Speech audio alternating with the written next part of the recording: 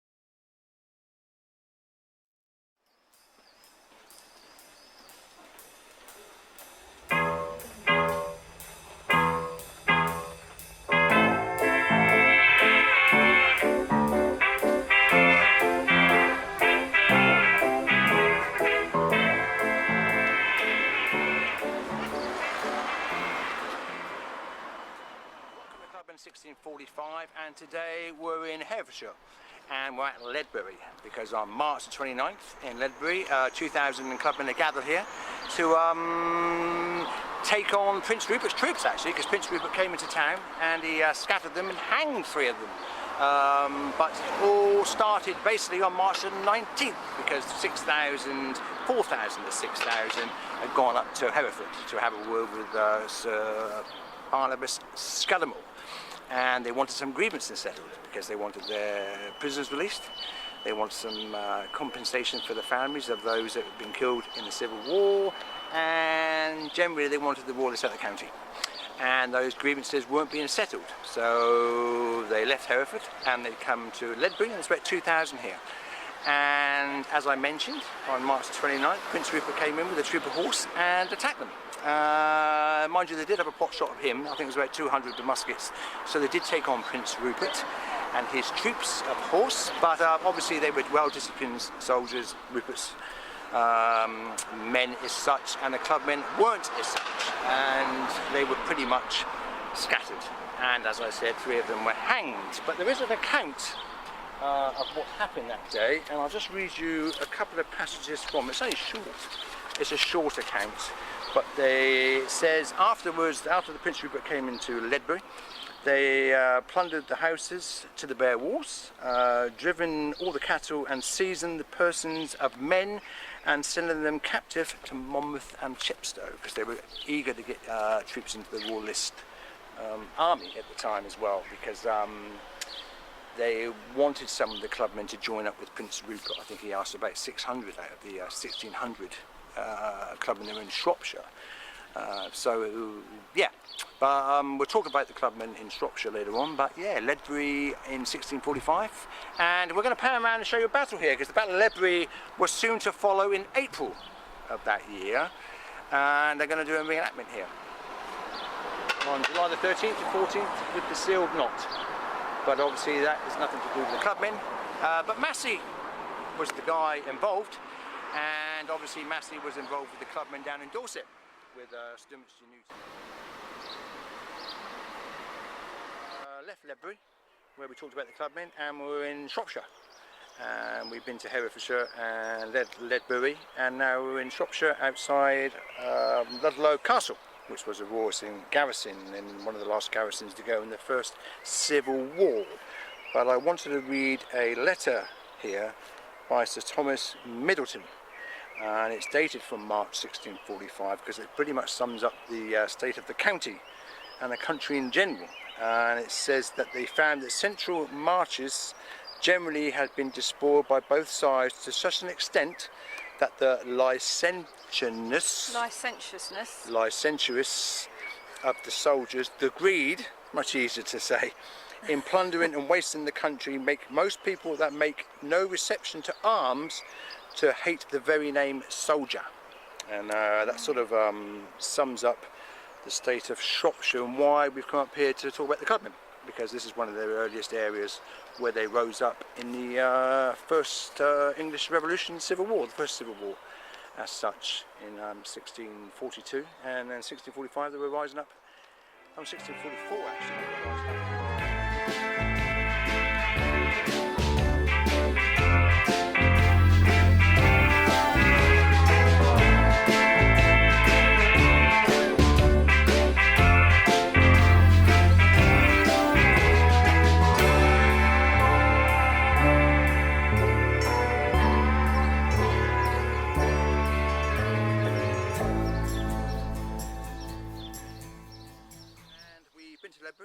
And talked about the Clubmen there in 1645, but we're in Shropshire now, not Herefordshire, and we're going to talk about the Clubmen in South Shropshire, because behind me is Stokesay Castle, and in 1644 there was a Clubmen rising in this area, so there's a bit of a background on that matter, I suppose, needs explaining.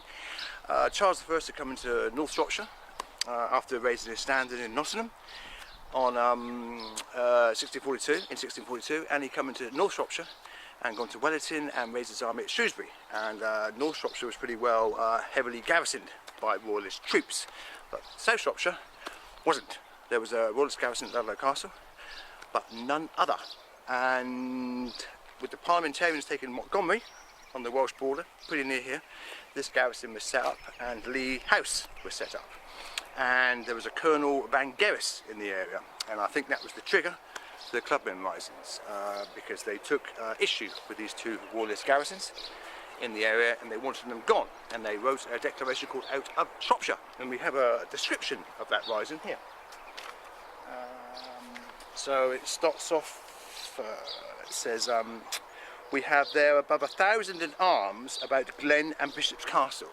Now Glen is pretty, Clun is pretty near here, and Bishop's Castle is pretty near here, and it says standing out against both sides, neither for king nor for the Parliament, but standing alone upon their own guard for the preservation of their lives and fortunes.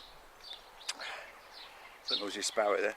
The occasion of it was the friendly usage within they received from His Majesty's officers in these parts, and particular from one Colonel Van Gor, a Dutchman.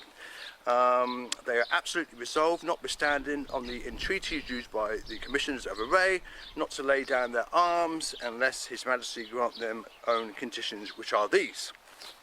And the conditions were to have restrictions of all wrongs done by Van Gor, that the King's two garrisons, Stokesay behind me, and Lee House shall be removed and demolished, and that they have commanders of their own. So I think Vangeris was the trigger here, because I think he was using the tactics from the 30 Years' War, where he saw these people in this South Shropshire as occupied as such. But there's some more links here, because the Clubmen leaders were a Gervase Needham from Bishop's Castle and a Richard Heath. Now Richard Heath knew a man called George Lawson, and George Lawson was a cleric from Moore, and he wrote the Politica in 1660, but some of the ideologies of the Clubmen transferred into the writings of the Politica, because he said you should put your faith in your county, in the community, in the generality where you are, really, that should have precedent, and in the case of a civil war you don't have to have an allegiance to either side as such. And he even took this teachings in longer, actually, because he said you should have your greatest is from God as such. God sees above everything, basically. So even party or political party as such as they were then, you don't have allegiance to them. But we're going to go up to Moore later on and have a look at that church there, because it was a vast library as well. Yeah, yes. Fascinating. 350 books at Moore. But yeah, that was the Clubmen risings in South Shropshire. And they're important because they were the first on record as such. So there is some writings about the Clubmen in April 1644, but here they're on record as rising up as such. And yeah, so there you go. We're at Stokesay Castle, Lee Hall, and after this we're going up to Clun, and then we're going up to Bishop's Castle afterwards. So yeah, there you go. Now a little footnote about Stokesay Castle, it's well worth a visit because it's beautiful out here with the hills, and this morning it's pretty sunny so you can see the hills. Yes, yes. Yeah, we've been pretty poor week so far, it's been grey. But I wanted to mention a bit more about George Lawson because in 1654 he was one of the ministers appointed for the, now this is a big word, I've got to read this right out correctly. So he was one of the 21 ministers in Shropshire, invowed in the audience of the ejection of scandalous, ignorant, insufficient ministers and schoolmasters. Stokesay Castle, Yeah. where I talked about the clubmen on raising a declaration here in 1644 in December, and we're outside on the moat, and I wanted to show you the battlements as such here. As you call them, battlements. They're not really battlements, are they? No, they're not. What is delightful about here is got loads of house martins and swift's nest in here. Yeah, masses of them, aren't there? Loads of them. Yeah. And there's quite something to see, really. Can you just pick them up? Well, you see things sort of flitting around every now and again past you. Yes, yeah. But we've just been to the castle tower there, and there's loads of house martins nesting with their fledglings. They Inside. fly as such. Yeah, inside, aren't Inside, you can just see them. They're really close and tame. They're just flying around everywhere, you know. And yeah, it's quite something to see. I'm glad we come in there. they? Yeah, me too. Because we were just going to sit on the bench and not come inside. Yeah, but we have. There you go.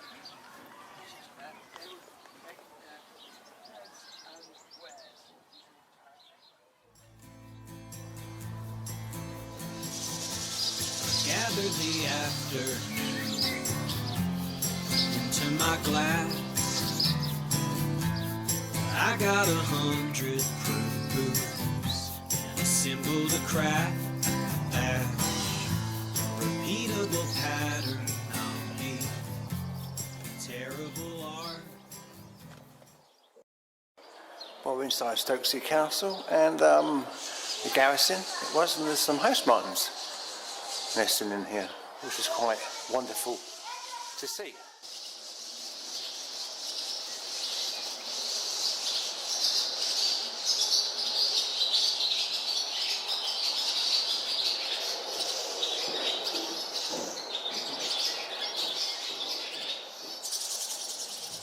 Seasonal hazards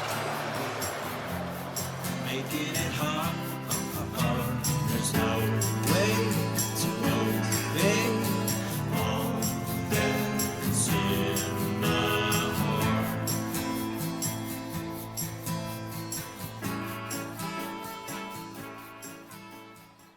Now we're in Clun. Not Clun, Clun. Clun. Clun. I keep saying it wrong. I keep pronouncing it with a G, and it's pronounced with a C. Begins with a C. Yes.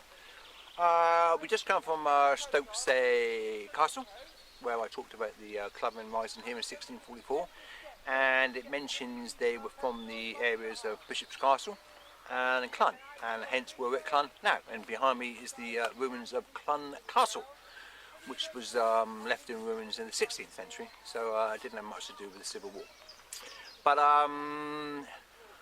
why were the Clubmen risings in this area first of all? Well, I think it was because it was heavily soldiered as such. There were soldiers everywhere in the county of Shropshire, obviously, because Charles raised his standard in Nottingham and come into Shropshire.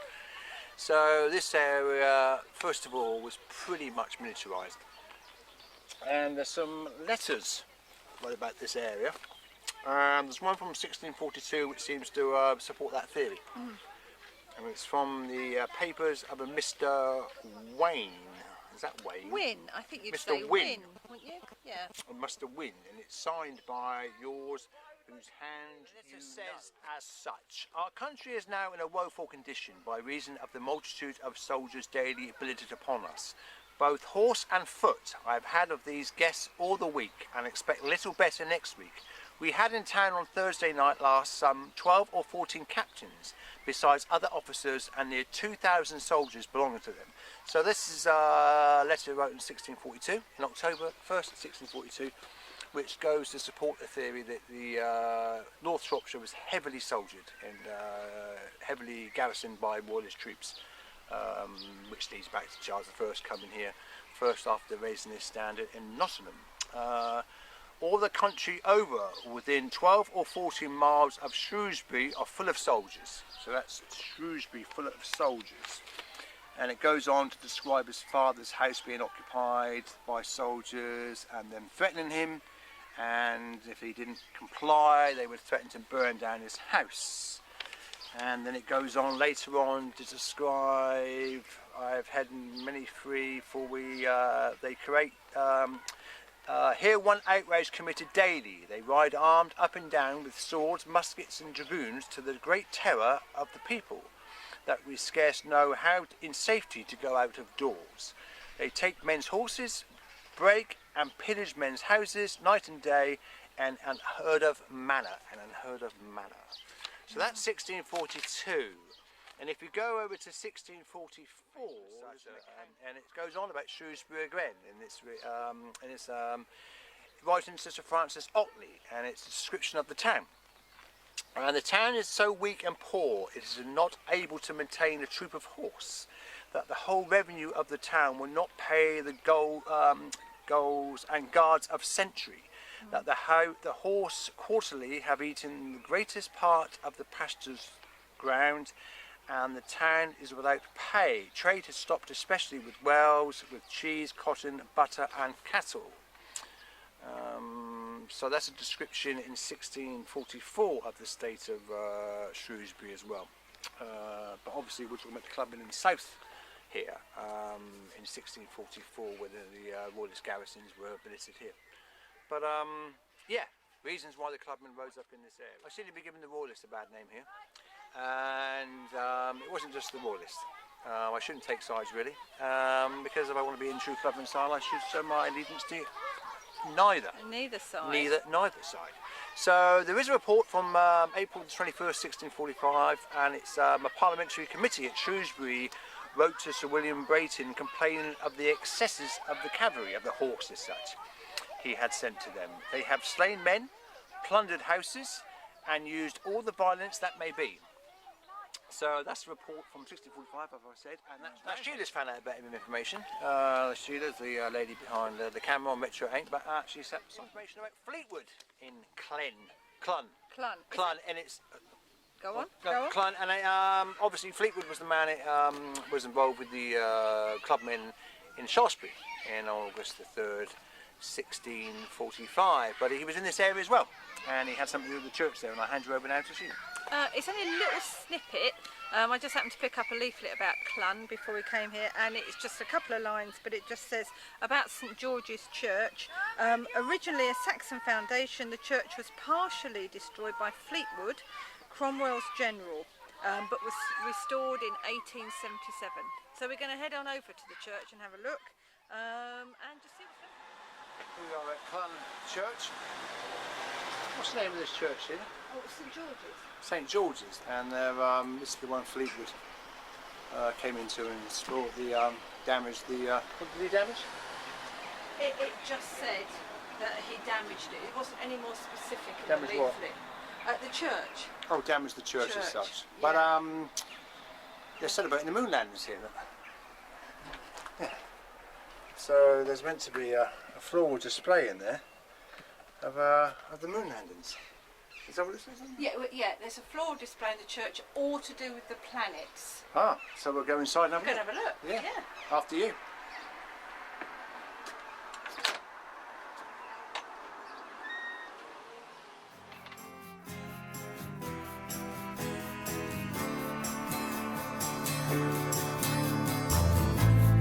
I was a bronze retriever, asleep at the door, dreaming of other dreamers, tongue on the floor. Let's meet on a lazy river, we go with the flow, take mornings to reconsider, and nights to reload. Church in Bishop's Castle. We've left Clun, and this is the church where Gervase Needham was the reverend up to 1643 before he was expelled, but he was one of the leaders of the Clubmen, and inside there's meant to be a depiction of him on the wall, a sculpture as such. He was one of the clubmen that wrote the for the garrisons to be taken away at Stokesay Castle and Lee Hall. But yeah, we're going to the church and we're trying to find that depiction of Gervase Needham, the leader of the Clubmen, in 1644, 1645. Right, we're in St John's the Baptist's church at Bishop's Castle, and on the wall here's a sculpture, and it's meant to be Gervase Needham, who was the leader of the Clubmen in Shropshire, who was part of the persons who led the Clubmen with their cause for the garrison at Stokesay Castle and Lee Hall to be dismantled and demolished.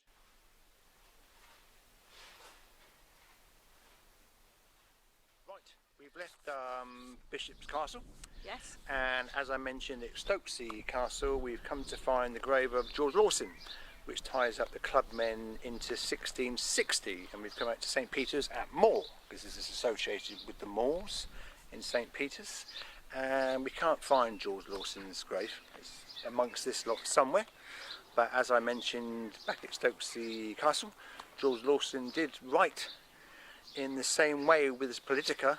At the start he mentioned the Clubmen, what would you say, ideology, to look after community and county first and not to have an allegiance to either side in the Civil War if you don't want to have an allegiance to either side. Okay. Given on the website, Clubmen. Clubmen 1645, work in progress.